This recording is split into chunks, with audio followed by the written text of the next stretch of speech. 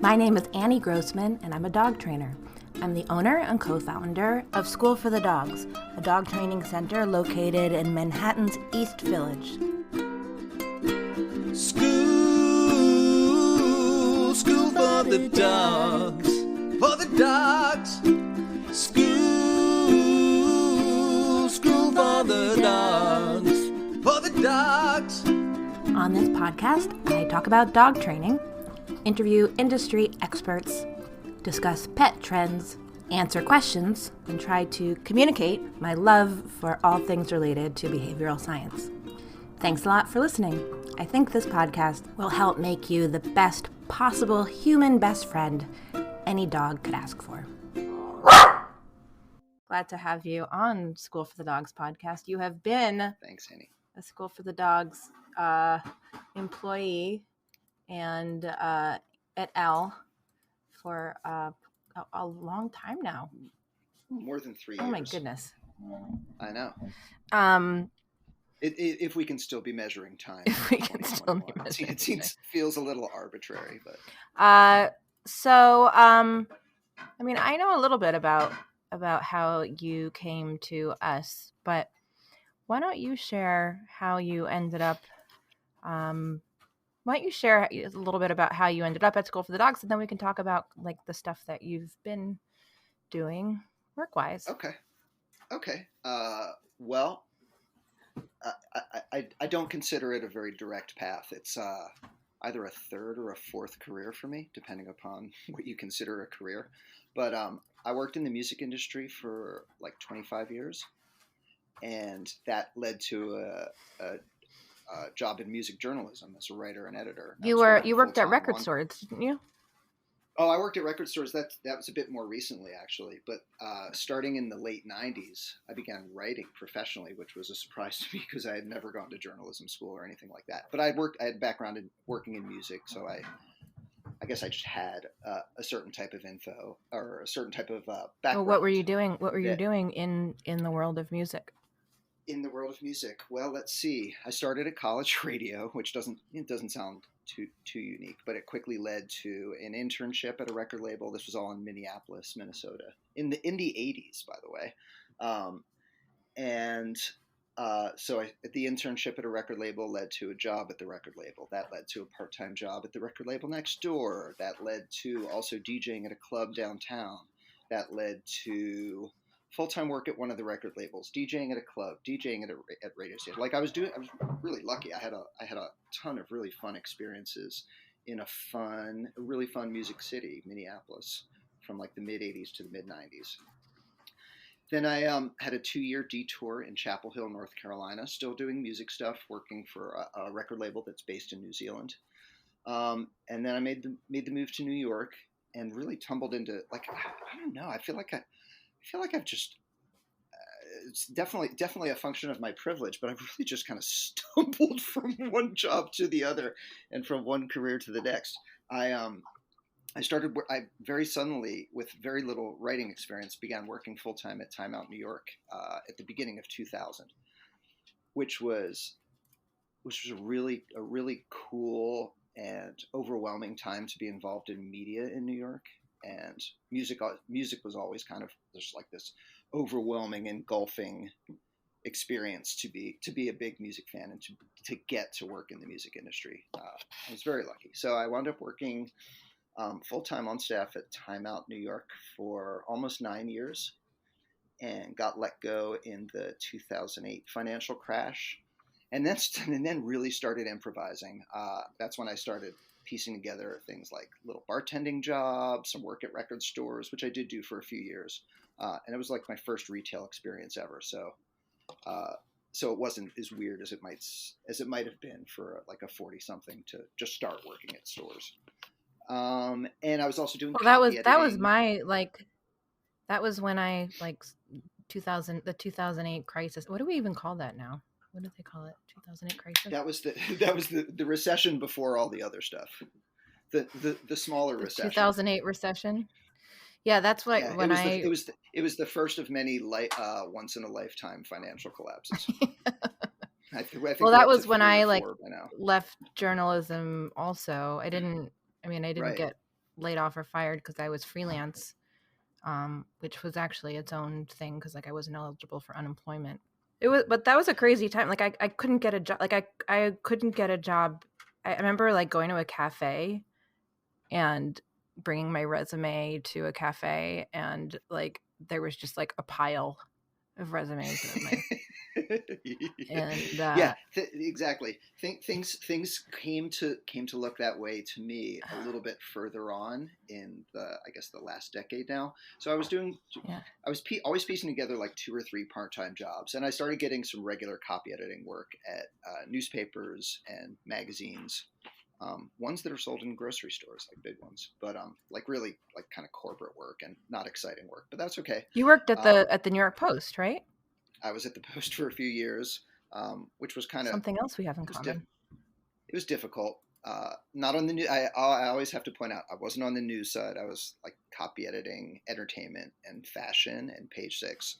So, like, I don't think I would have been able to work on the news side. I just would have burnt out after an hour, I think. But it was bad. It was. I think it was. Yeah. It was tough enough working at the Post, especially in light of the past few years of history. But we're not going to take that detour Well, here. when I was Anyway. there, I remember they would like ask. They would be like, "Can you use a smaller word in this spot? We don't have room for this larger word." And all Yeah. this. One thing that I'm sure you know, having worked there, every sentence, every paragraph has to be M one dash. sentence long. Okay, yes, you're right. So many one sentence paragraphs and so many M dashes. Watch this. This is the first time in this conversation I have to say this. Dusty, go lay down. She I, when she hears me talking in the living room, that's her cue to come and get involved. when she hears you talking about right-wing media jobs, she has to Yeah, exactly. come She's and like, intervene. watch your tongue, buddy. With this apartment may be bugged.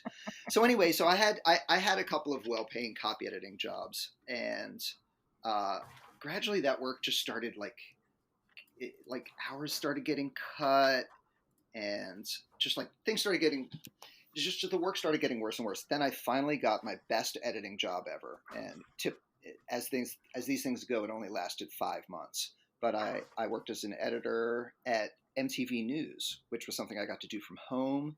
They had a kind of short run of really high quality journalism with excellent writers, excellent editors. Everybody was paid well. No one had to really struggle with overtime. No one really struggled with deadlines. It was kind of like a dream place for writers and editors. So naturally, Viacom, the parent company, pulled the plug on it very quickly. And then I was on the cusp of turning 50, which was weird enough on its own. And I'm like, have I really burned out like all of my options? I started looking for, other editing jobs, and they were like social media editor. You literally job descriptions were like, you should be well versed in current emojis and stuff like that. And I'm like, I don't even know if I could fake that. So it just felt like the nature of the work got different and a little bit more degraded. And I was looking around, and I was like, not really. I actually wasn't looking around. I was thinking very hard, like, I could be alive for another 30 or 40 years or something. I got to find something productive to do. And at the time, I was my second dog, Dusty, the one I referred to a minute ago, was like 5 years old. And she was my second dog. And both dogs have just been these fantastic transcendental life experiences. First dog, Comet, who I adopted in the 90s. I didn't know. I knew bupkis about dog behavior, but she was just I think she was an easy dog, and she was 6 months old when I rescued her, and just had no problems. We brought her into a house where an adult dog was already well established, and they had no trouble. Dusty, hi, came back into the room and is now staring at me. Dusty is a little different. Also an amazing dog. I've had 2 female Shepherd Husky mixes.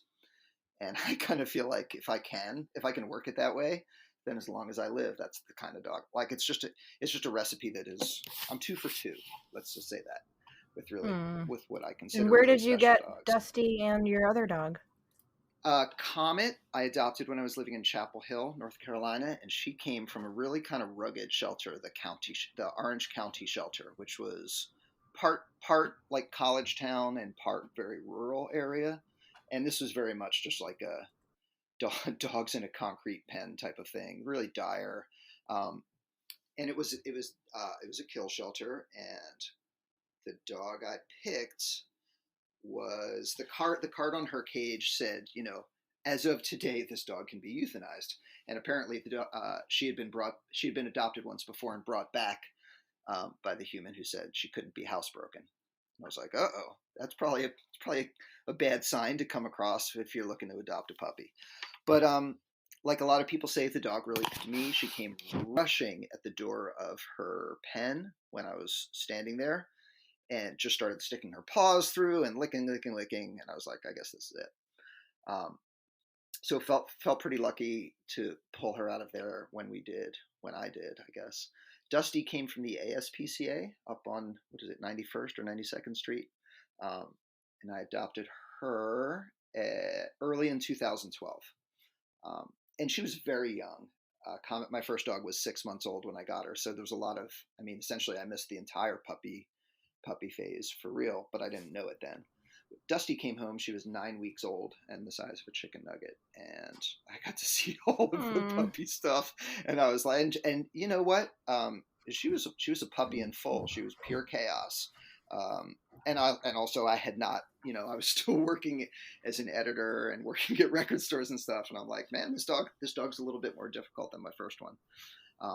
And Comet had made a seamless move to New York City from North Carolina with me.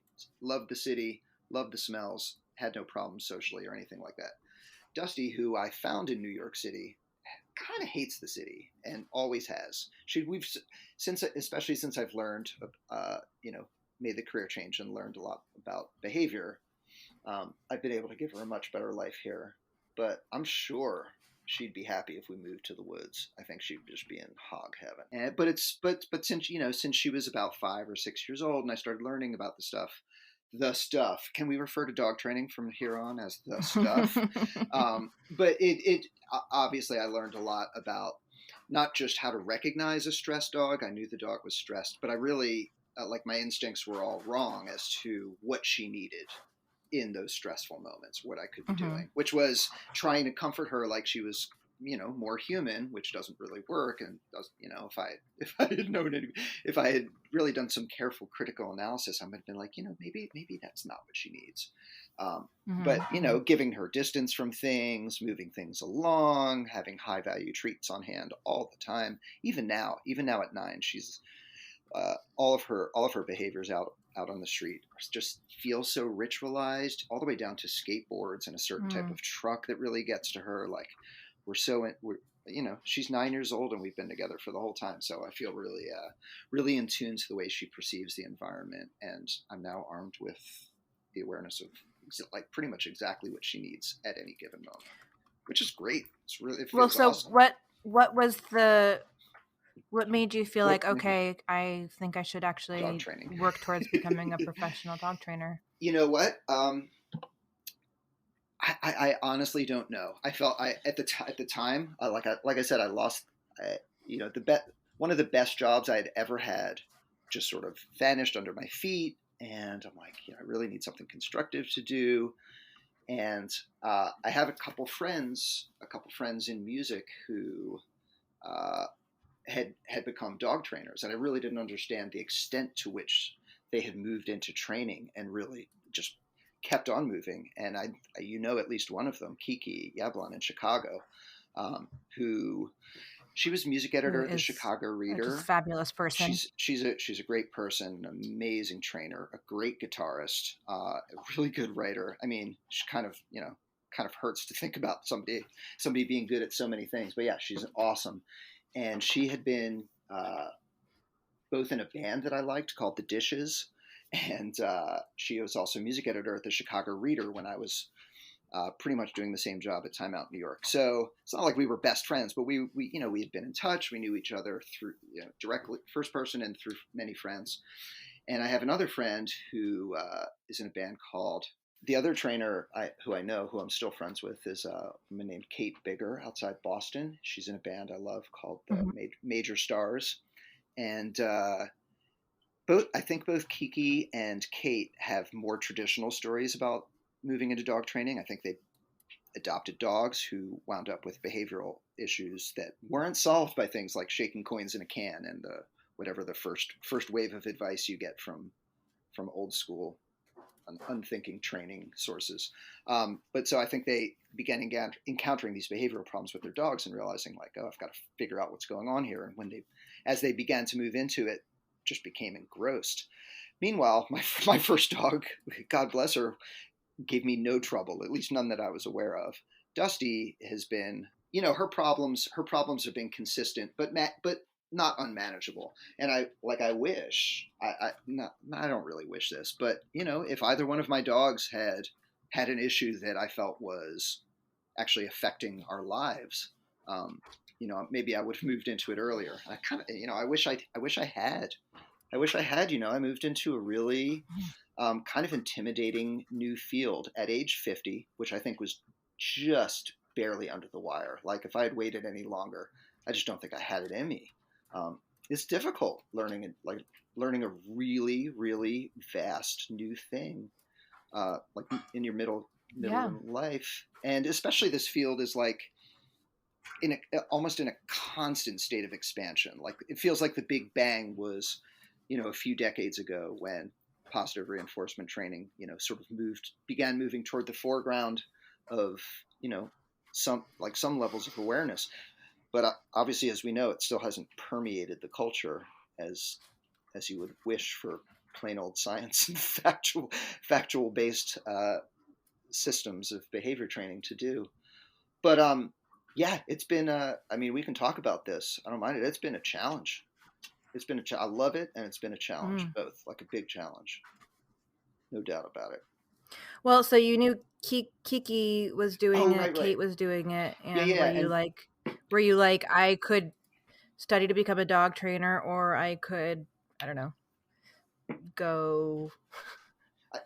I think be a computer programmer. Did you have like a list of things that you were considering? No, I had the list in my head had one entry, and it was dog training. But it was after long phone conversations with both friends.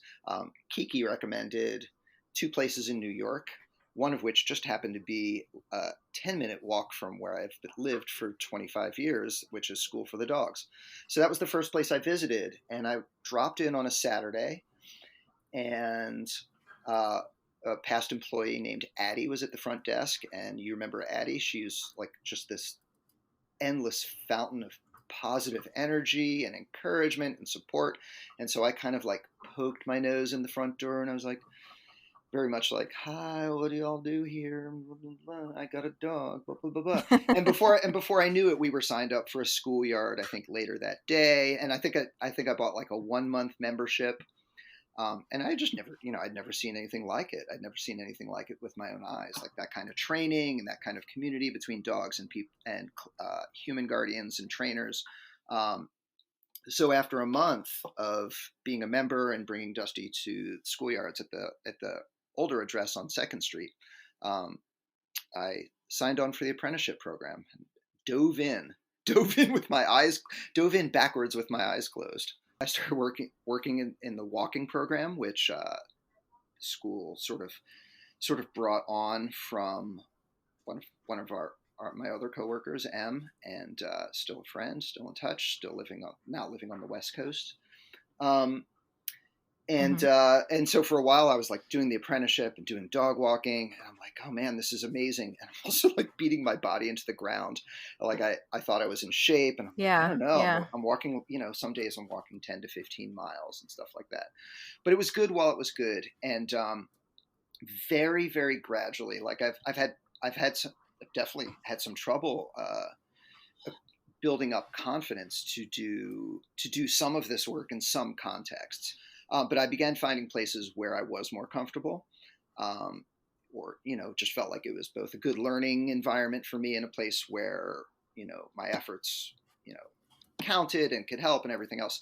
And I started working at a day school program and started doing schoolyards, which is sort of a very, not manicured, it's a managed off-leash, kind of like a dog run, but for a very small number of dogs. And everybody's paying attention, and there's a trainer there. So better than And the dog there's run. just I think it makes such a big difference having someone in charge. I mean, certainly having someone who's a trainer and who's knowledgeable, but I almost think though that like if at any dog run someone was just appointed to being in charge, things would still probably go better than they do. Yeah, Because like nobody knows who to listen to. nobody knows who to listen to. Like, yeah, it's actually the first time anybody's like. I don't think I've even considered the idea. It could be like a lifeguard at a beach. You know, Mm, it's another place where animals are running wild. It's just that they're humans there. mm. Um, but yeah, I think the best. That is sort of like the key aspect of the schoolyard program at School for the Dogs is that not only is there a trainer there, not only are the guardians there, but sort of the idea is we're all paying attention to the dogs and we're all talking about what the dogs are doing. And lo and And behold, everybody's there like looking out for the dog's best interest. absolutely, absolutely. And Uh, there's ways there. It's a whole way of approaching the idea of off leash play. Like there's at any given point we can be looking for good behaviors to be reinforcing. Obviously, we're always looking out for behaviors we like less that we can discourage or preempt, that kind of thing. But yeah, it's a really fantastic environment. And from there, I started doing puppy play times, which for whatever reason, I have found like it's kind of just like my zone right now for whatever reason. I think maybe because the sessions are relatively short. It's just 30 minutes with 4 puppies. A lot of the humans are not a lot of the humans. You always see some humans who are all of the human guardians are at different places in their relationship with the puppy. They're either like I'm being driven into the ground. I have no idea what's going on with this cute little chaos agent with razor teeth. I don't know what to do. And then there are other people who've either had dogs before, done some training, or they're doing puppy kindergarten concurrently with coming to puppy playtime. But it's a really great place to try to just show people that we're kind of as a step one, what we're doing with our dogs is we're really paying attention, and I think that's one of the key differences. As the just to take dog runs as the other extreme for off leash stuff, you know, no one's paying attention, and if your dog is having an issue with another dog, you look for the other human to help to like work with you, but you often don't even know who the other who the other dog's human guardian is. Um, it's really the that's Wild such a good West, point. Yeah. and it's something that I've been observing close up because like I said, I live in the neighborhood, the East Village, so I'm Yeah. very close to School for the Dogs. But what I'm really close to is Tompkins Square Park, which has one of I think the biggest in terms of just space, the biggest dog run in Manhattan. And I think it's also the first one Mm-hmm. that was officially made a dog run. And it's probably one of the most frequently asked questions, especially because I do puppy play times, which is people are just learning about their dogs and getting them like trying to build them up for, really kind of high intensity life in New York City. And people inevitably think, can I do the dog run? Can I go to the dog run? Can I be one of those people at the dog run with my coffee and I'm in the community and my dog is going to be one of those dogs who does great, is always playing and having fun. And the truth of it is, it's just like, it's the friggin' Wild West there. Like I see some stuff that just makes my hair turn white. Um, and I'm with a dog who sort of grew up there and does well there. And it's one of her strong points. Dusty is just like very, very good socially. She's great at greeting smaller, younger, or timid dogs. She's great at with her body language and her signaling to other dogs when they're doing something that makes her uncomfortable. And like she's never had a fight, which is great because even though she's a big-ish dog and looks like a dog who could handle a scrap, not this one. I don't think she's definitely the kind of dog who has a scary bark and has nothing behind it. So thank God she has all these well-developed social skills that have just allowed us to evade any real trouble. Like couple of Well, couple. I find when oh sorry, I was gonna say That's good. when I go to dog parks, I haven't actually brought Poppy yet to a dog park, but I went Do you many want times with. Do you want me to tell you what I tell clients when they ask, "What do you think about dog runs?" Oh, yeah. Well, I was just gonna say, I always find that, like, as a dog trainer, I feel frustrated because I feel like I nobody wants to be told at a dog run, For like, sure. hey, can you like, nobody wants to see someone like touching a dog that's not their own, Right. or interacting with a dog that's not their own, or treating a dog that's not their own, and nobody is particularly open to someone coming up to them being like, hey, your dog is kind of like chasing at my dog in a way that I'm not into. Yeah, Like, you're just asking for like a fight. it's true. Everybody has yeah. and It, and we're temp we're we're temp speaking in generalizations, but Well, pe- tempers flare, and my yeah. favorite park experience, or my least favorite dog park experience, perhaps, was one time I like, someone brought a ball to the dog park, but it was like a soccer ball, and someone else was annoyed at them because I guess like only tennis balls are allowed and not soccer balls. But like, I mean, I'd rather see a soccer ball than a tennis ball, frankly. yeah, I mean, right? Like, it was a ridiculous argument that ended with one the guy calling the woman the C word. Hey, good And work, then the buddy. woman turned around and was like, I hope you go home and kill yourself. Hey. Only in New York, friends. Only in New York. Well, that's the thing. It's not only in New York. I think people. Oh, You alluded to it earlier. Like, people are more sensitive in a way about what their dogs do than they would be about their young kids.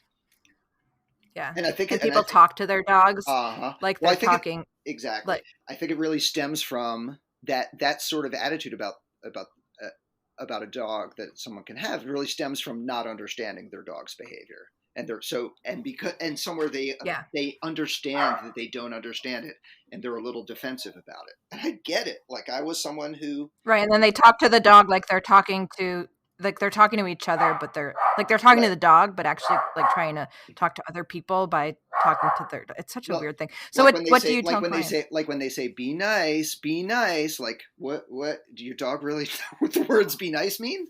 Like, that to me just says you've seen your dog frequently not be nice, and you're speaking to the other person here, so that if or when something goes wrong, you can just sort of shrug and be like, I don't know what happened, I told my dog to be nice. Yeah. It's Yeah. so you see It's hilarious.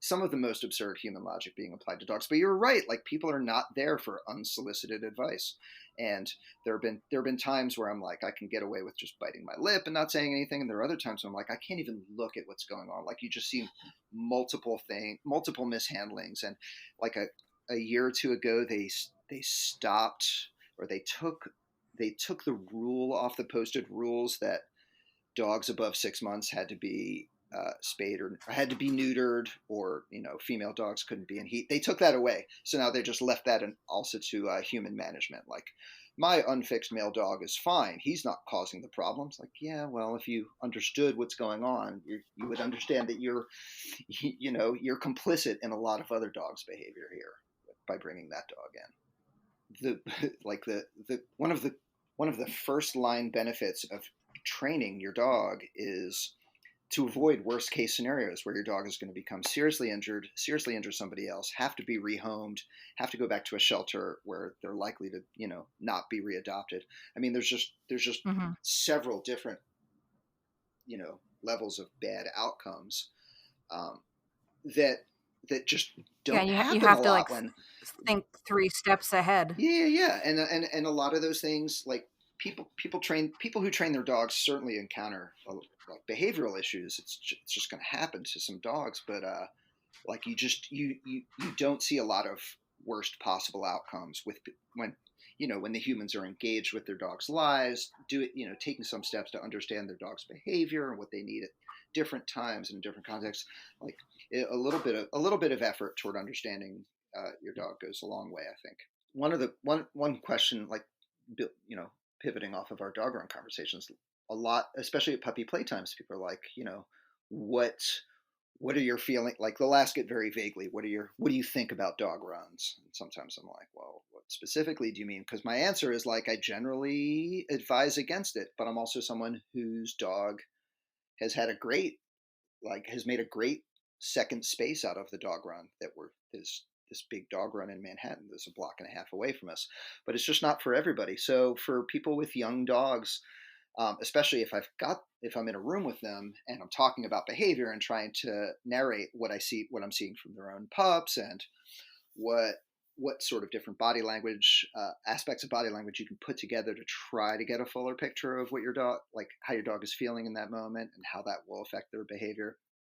I tell them, like, you really want to pay attention to, their signs of stress. You really want to work on a lot of core behaviors like a recall, hand targeting, things that will bring your dog back to you. And you don't practice them when you go to the dog run. You practice them in lower stress environments, which is almost anything for a dog in New York. Like, you bring them into a dog run, it's like, holy hell, I'm in this big yard with 35 other dogs, and there's a lot of hormones and there's a lot of barking and dogs are jumping up. And but yeah, I just talk about the behaviors that I think they really have to have. And I also say, because this is something I've done, just because, going back to, we were talking about some of the horrible things you can see at dog runs, especially in New York, just where things are more dense. It's sorry, I briefly lost my train of thought, but I talk about, you're going to the dog run, you're imagining this fun playtime for your dog. It's sunny out, people are chatting nicely, all the dogs are playing, but it's very often not that case. And you have to be prepared to approach the dog run, look inside. You see like 3 dogs who are wearing prong collars off leash in the dog run, let alone anywhere else but there. Maybe you see a couple dogs who are, you know, unneutered and they're playing at a very high clip. Maybe you see a lot of people not paying attention. Maybe it just, like, the vibe is wrong. Like, you have to be prepared to go and decide against it, or go in for literally 60 seconds or less and decide, and be aware, like, this is not right for my dog right now, or possibly ever, and just turn around and leave and find something else to do. But I think too many people are just like, yeah, that's such good advice. Yeah, but I think for too many people, the idea forms like, maybe they've walked past the dog run 100 times and they're like, man, I can just envision myself being part of that, and really just don't feel like they can find other options for their dogs. But admittedly, it is tough in a place Yeah. like New York, but it's out there. They can be, there's other So things to do. a couple things you're making me think of. One is, I think people have an idea even before they get their dog or know their dog of, like, I'm going to bring my dog to the dog park. Like, it's an idea That's of my life. It's an what idea it of means life to in New be. York. Yeah, and it's a nice idea of, I'm going to Yeah. wake up in the morning and get a coffee and, like, go to the dog park, check my email, like, but that might, you might want that, but that might not be the right thing for your dog. Yeah. But 2 things. One, I've suggested to people, like, if it's really important to you to make sure that you have a dog who can go to the dog park, and that that your dog is going to be safe, and et cetera, et cetera, go to the dog park some of the time, or at least start out going to the dog park by yourself, Yeah. just to start kind of getting an idea of what you should be looking for, what Right. you should be staying away from, because once you're there with your dog, you should be paying attention most of all to your dog and not to the other dogs. So much other good behavior, or some not good behavior, so much other behavior that we like, especially apartment dwellers in New York City, can come out of a dog with a very, like, healthy social life, and a good set of pro-social behaviors, whether it's play or just coexisting with other dogs. I think that's, like, if you do that and almost nothing else Absolutely. for your dog, I think you're going to see. I think you're going to have a good life with your dog, but you can have it so much better the more you do.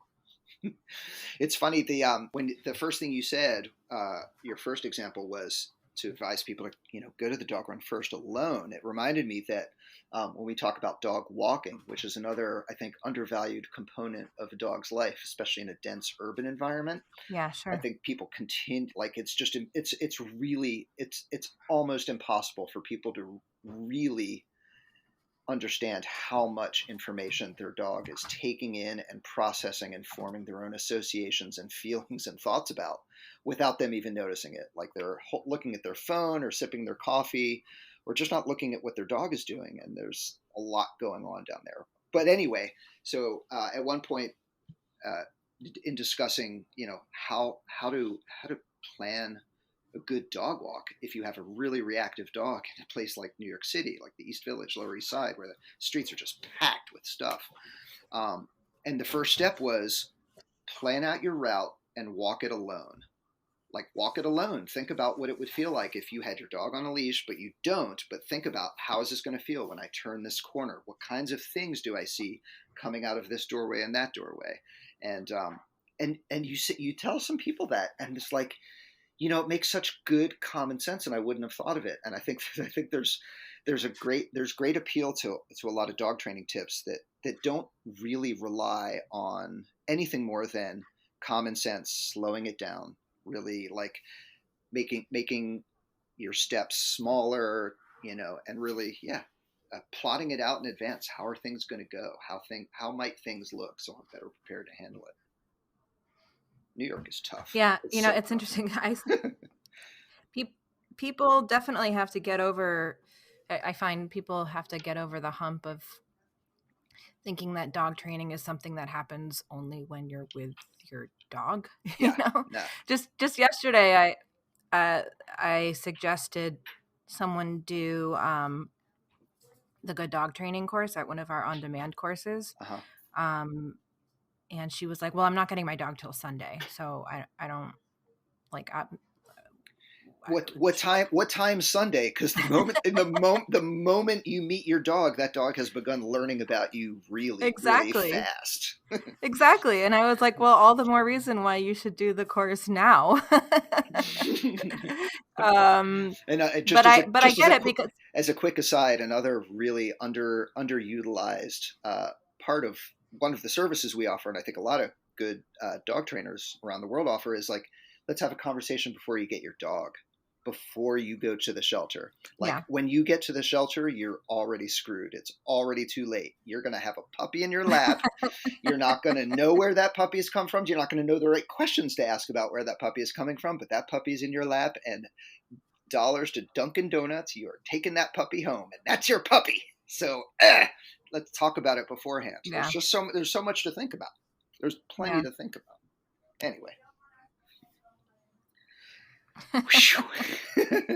How did you think about dog training that might surprise you? I'm not asking this question, right? Are you asking, did you underestimate what dog training was about when you made this career change? Or did you have different ideas? Did you have different ideas about what dog training was before you decided, hey, maybe I should become a dog trainer? I'm sure I did, but just in the sense that they were underdeveloped. I've sort of it's kind of true to say I've been overwhelmed with dog training since day one, and I am every day. Like, I just find it's just so deep. There's so much you could know, and because I'm doing the work, there's so much that I ought to know. And so I certainly do have moments where I'm like, man, I wish I was still like in my mid-20s and I had fallen into this or made this decision. I'd be tearing it up. And like you get to a certain age, you maybe have a little bit less gas in your tank, or just your priorities are different. So like, obviously I really want to learn. Yeah, that's but true. You can only go as fast. You can only internalize and process and really understand like something like this that's really science-based. There's only so much you can do. Like, for someone like me, I can take in. Like, I wish it was like Keanu Reeves in The Matrix, where they just jack him into a thing, and in 30 seconds he knows kung fu. Like, yeah, load me up with that stuff. It's also like, the nature of the work is that there's endless novelty. There's always new things to see with every new puppy or every dog you haven't met. And they're new. It's, every new experience you have with a dog just spurs all kinds of wild thinking and new ideas, and, panic sometimes if you're working with the dog in a training context, but it's certainly exciting. And also, don't you, I mean, what I've one of the things I find so exciting about it is watching other people get excited. Yeah, that's the big. I think and exactly it. I'm glad you really like homed in on that point, because that is the big. I mentioned like puppy playtimes are where like I feel really confident. I feel like I have good conversations. I'm really getting through the humans, and I think part of it is like I love being able to reassure people. Um, even with generalities, because you can't. There's a lot you cannot assume about a dog's future life by looking at them at 12 weeks old, bopping around in a little pen with other puppies. But a lot of people who are either maybe first time puppy guardians, or they just, don't have a background in like understanding dog behavior. They're like, you can see the panic and the fear in their eyes. And it's just like, yeah, most of them just want to know, is this normal? And I'm like, hell yeah, it's normal. There's billions of different versions of what normal can look like here. Like, thank God, I'm sure it's going to happen at some point. Some puppy is going to come in and they're going to have something, behaviorally that's really unusual for a pup their age. And, I'll note it and have to figure out how to communicate that. But, by and large, all the shy ones, all the ones who don't move, all the ones who do move and just like never tire out, almost all of them are just normal as hell. And there's just so much that, yeah, I really just try to encourage people to just continue taking steps into your dog's life. There's just more than I can tell you here in a half hour, but I try to leave people a little excited, give them a little trivial tidbit. I think this is something you mentioned once that I try to mention every time. Like, dogs greet at the face briefly. They're checking each other's first name. They go to the butts. They're getting each other's last name. Makes everybody laugh every time. So then suddenly, like, you've got four people in a small room. I don't think that was me, but I like it. Oh yeah, I liked it too. Because obviously I remembered it. I say it every time. But you can show people like, just showing people like, here's a more secure way to hold your dog in your lap or something like that. People are like, oh wow, this guy might not be all dumb. Maybe some of this stuff makes sense. Maybe when he says, come check out our Puppy K program, we should do that. So it's really nice sort of being not a first point of contact, but sort of as a trainer, so maybe like the first trainer they get to talk to about their puppy, and to try to like reassure them about what's going on, encourage them, and tell them about how exciting it is. And I always throw in like, I have this 9-year-old dog who is absolute hell as a puppy. Maybe I'm exaggerating a little bit, but she was work for sure. And, she's 9, and, if it's a quiet moment at a puppy playtime, I'll show them a photo. Be like, your dog can also be awesome at 9, awesome at 2, awesome at 3, 4, 5 years old, all of it. But it is nice when people walk out being like, yeah, that was fun. My puppy got exhausted, blah, blah, blah. Maybe they made a friend with another puppy. Well, I think that's why I love working with puppies more than anything else, is because I feel like when I'm with those puppy owners, even if it's only like a half-hour puppy playtime, like there's the possibility of making a difference in the way that they see their dog and they understand training that could impact the rest of their lives with that dog. Yeah, for sure. And that to me is like so rewarding. I think it's the biggest turn on in the work for sure. I'm going to use the first name, last name bit. That's funny. Okay, cool. I refer to dogs checking their P-mail, which I don't think I made up, but it's another Fozzie Bear style laugh line. And then they reply all on top of it. Reply all. Well, thanks for taking the time, Mike. Yeah, of course. This was a great conversation. I think so too. I'm excited to share it. And I will talk to you outside of podcast world soon, I'm sure. For sure. I will see you soon at work. Thanks, Annie. School for the dogs. Thank you so much for listening. And special thanks to Bill and Lizzie of Toast Garden for the amazing theme song. You can find Toast Garden at youtube.com/toastgarden. If you enjoyed this episode, please make sure to subscribe to the podcast and leave a review on iTunes. You can also support us by shopping at storeforthedogs.com, and you can learn more about us at schoolforthedogs.com. You can also connect with other listeners by downloading our brand new app. Just visit schoolforthedogs.com/community.